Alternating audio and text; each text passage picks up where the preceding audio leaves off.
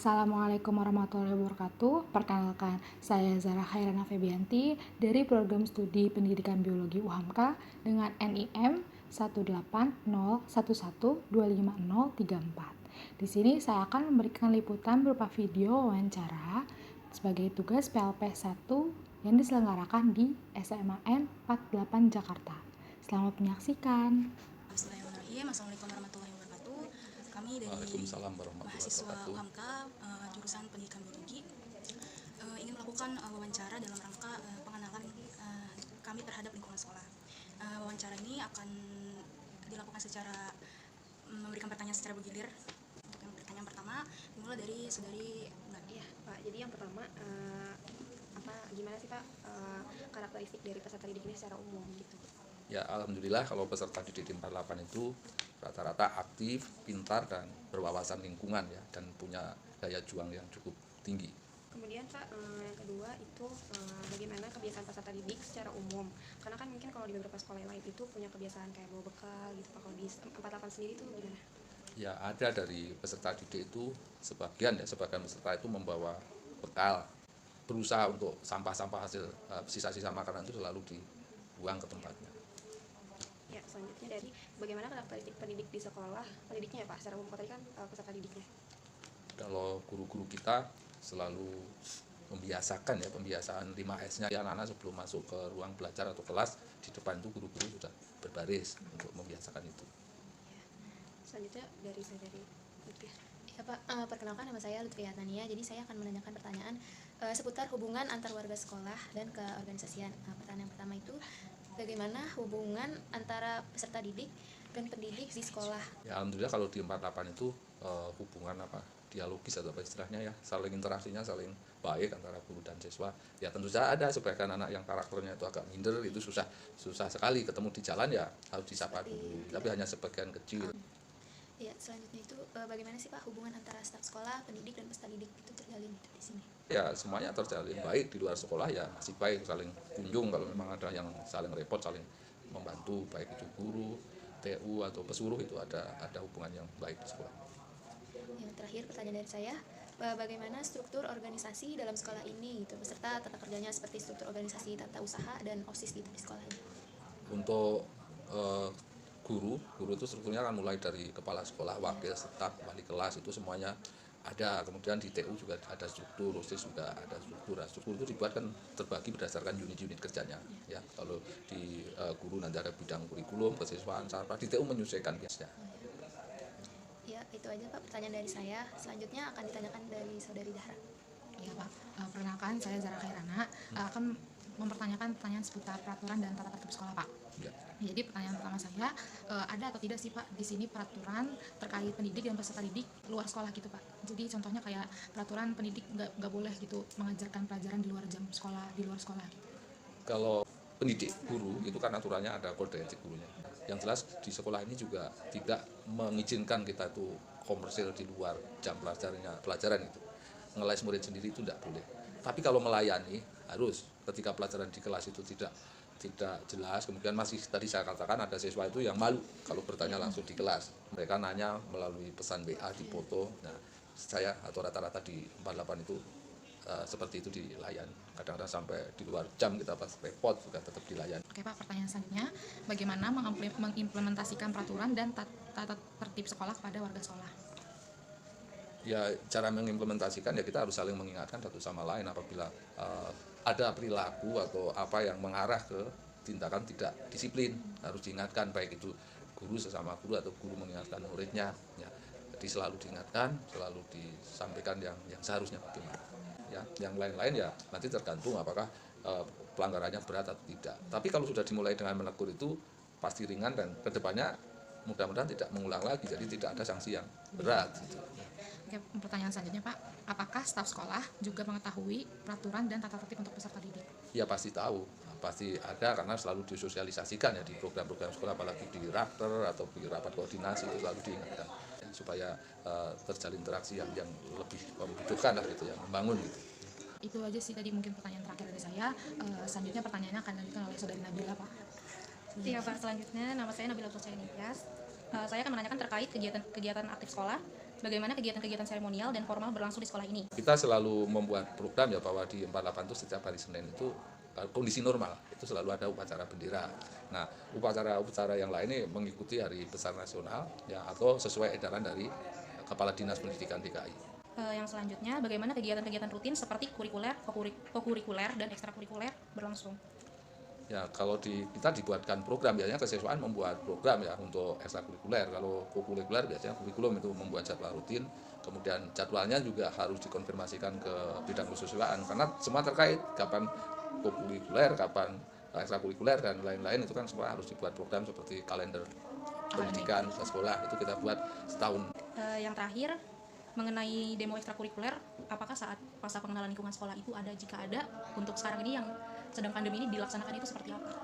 Untuk pengenalan ekskul itu biasanya ketika siswa itu mendaftar di sekolah PPDB, secara sosialisasi bentuknya itu dilakukan di saat MPLS, itu di hari-hari terakhir itu nanti biasanya ada pengenalan sampai dengan demo. Kita ada 22 atau sampai 24 ekskul ya, baik itu berbentuk yang wajib pramuka, kemudian ada yang permainan dan seni dan lain-lain. Selama pandemi ini kita yang dijalankan hanya kepramukaan, itu setiap hari Rabu. Kemudian ekskul yang lain kita mengarah ke pembinaan karakter setiap hari Jumat menjelang Jumatan itu. Kita bekerja sama dengan kerohanian ya, kerohanian Islam atau non-Islam itu untuk membuat paket-paket kegiatan pembinaan rohani. Baik, mungkin itu saja pertanyaan dari saya. Selanjutnya akan dilanjutkan oleh Saudari Sri Wahyuni. Ya. Saya Sri Wahyuni, pertanyaan saya terkait tentang guru sekolah ini. Ya.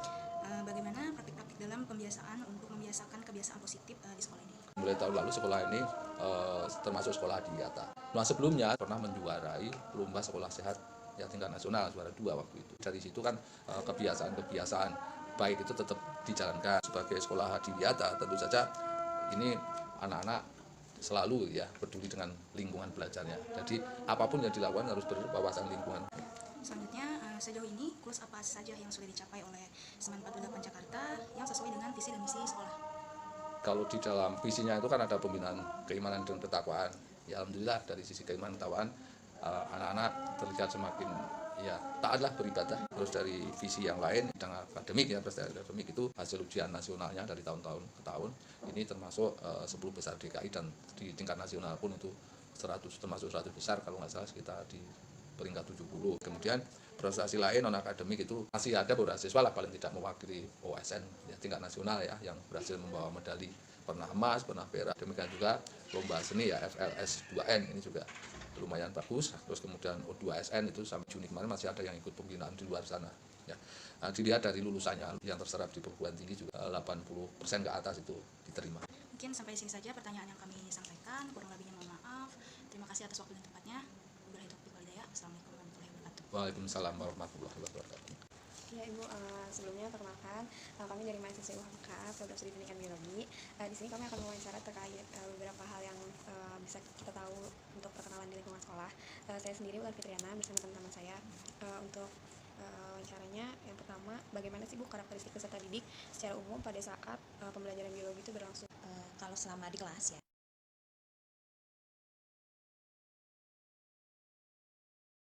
respon guru dengan cepat, kemudian sikapnya santun juga. Intinya memang inputnya dari luar itu ketika masuk ke sini sudah bagus gitu, sudah baik. Jadi tinggal bagaimana kita mengolahnya saja gitu. Mungkin untuk yang PJJ, kalau yang PJJ karena PJJ untuk kelas 10 ini sepertinya kurang bisa mengetahui lebih lanjut atau mengetahui lebih dalam tentang siswa. Kenapa? Karena kita hanya virtual saja. Gitu. Mungkin kelemahannya di situ.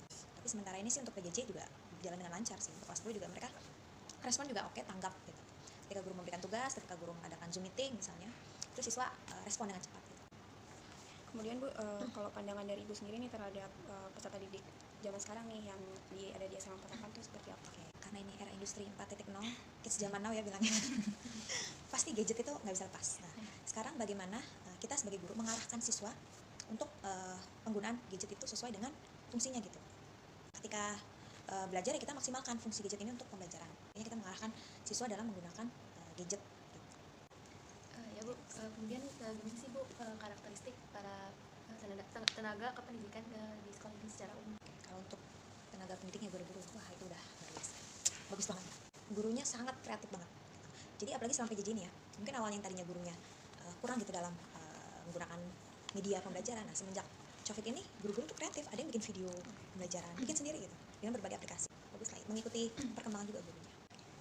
Terus bagaimana Bu hubungan peserta didik dengan Ibu sebagai guru biologi?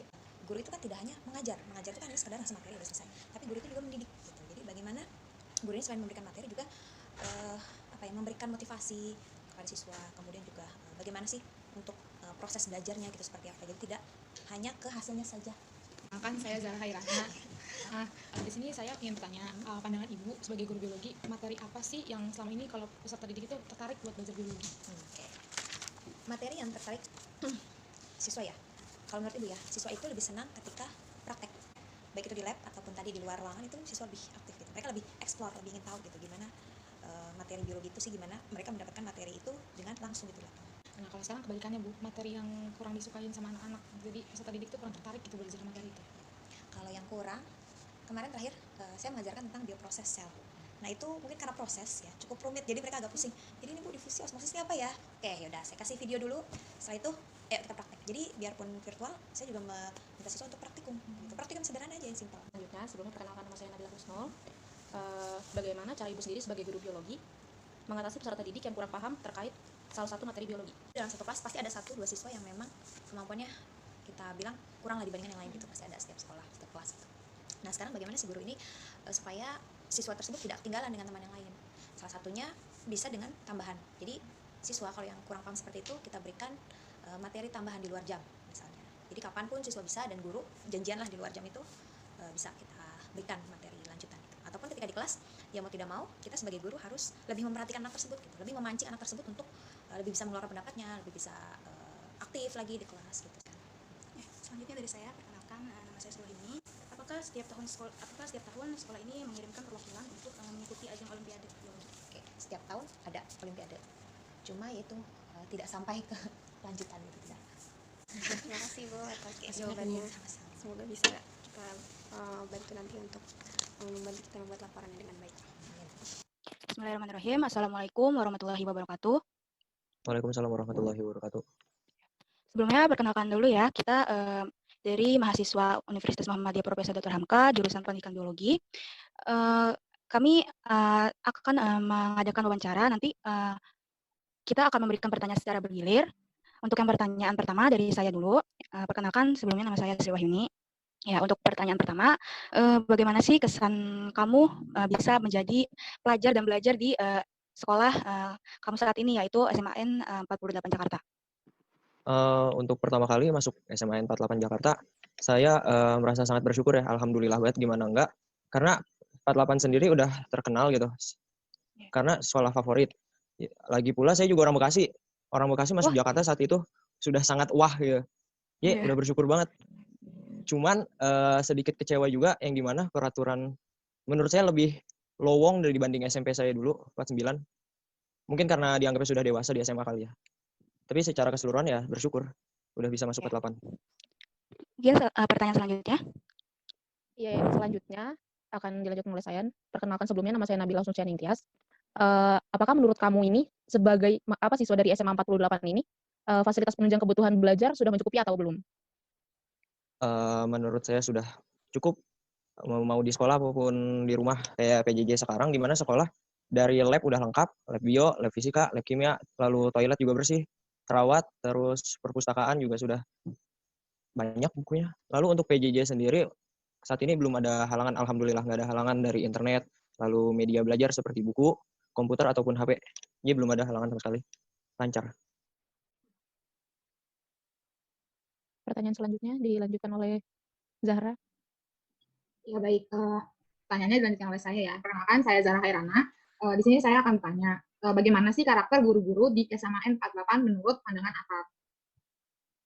Buat guru-gurunya punya karakter masing-masing, apalagi paling kelihatan karakter yang dimana guru-guru sudah menganggap murid-murid 48 yang walaupun baru masuk sudah dianggap sudah bisa gitu. Jadi lebih sering belajar mandiri karena setiap guru sudah menganggap semua murid bisa mempelajari pelajaran itu. Jadi kalau misalnya ada kesulitan kayak dilepas tangan gitu. Tapi ada juga guru yang dimana asik untuk diajak bicara, pendekatan ke setiap murid-murid. Oke, makasih. Selanjutnya pertanyaannya akan dilanjutkan ke teman saya, Wulan. Ya, perkenalkan, saya Wulan Fitriana. Pertanyaan yang akan saya berikan adalah, apa saja sih halangan yang kamu temukan gitu selama PJJ ini ya? Kalau halangan, kalau untuk diri sendiri kayak nggak ada, cuman bukan nggak ada sih. Kayak setiap guru gaya ajarnya berbeda. Jadi suka ada yang cuma ngasih tugas doang, nah itu nggak bisa, harus mandiri kan. Tapi ada juga guru yang selalu responsif, di mana kalau misalnya bisa ngechat, langsung jawab. Itu paling enak. Kalau misalnya media pembelajaran nggak ada halangan. Kalau untuk pelajaran biologi sendiri kan harusnya ada praktikum ya kalau misalkan offline. Nah, ini gimana pada saat pandemi kayak gini, praktikum kalian gimana? Apakah mandiri masing-masing di rumah, tetap dengan dibimbing sama gurunya atau gimana? Biasanya dikasih instruksi terlebih dahulu untuk praktikum. Jadi ada juga yang kayak Bu Yuni itu suka kadang ngasih foto ataupun gambar atau video bisa dilihat dari YouTube ya. Gimana instruksinya dari awal sampai akhir. Nanti kamu praktekin sendiri di rumah gitu ya? Iya, mandiri. Tapi kalaupun ada yang kurang paham ya bisa ditanya. Oke. Selanjutnya dari pertanyaan teman saya yang terakhir, Lutfiah. Ya, perkenalkan nama saya Lutfiah Tania. Ya, jadi saya mau bertanya bagaimana hubungan antara siswa dengan para guru di SMA 48, begitu juga hubungan antara siswa dengan para staf di SMA 48.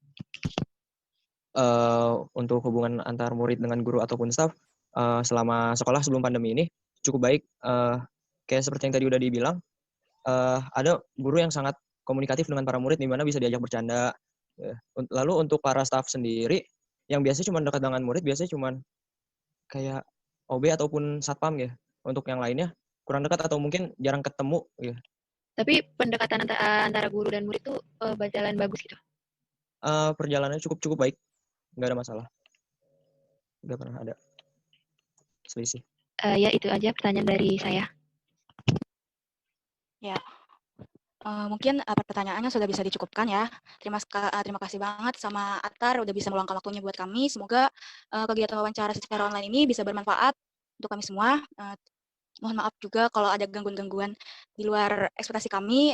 Kurang lebihnya mohon maaf. Wabillahi taufiq wal hidayah. Assalamualaikum warahmatullahi wabarakatuh. Waalaikumsalam warahmatullahi wabarakatuh. And I'm just tryna play it cool now, but that's not what I wanna do now. And I'm not tryna be with you now, but I could be a crush like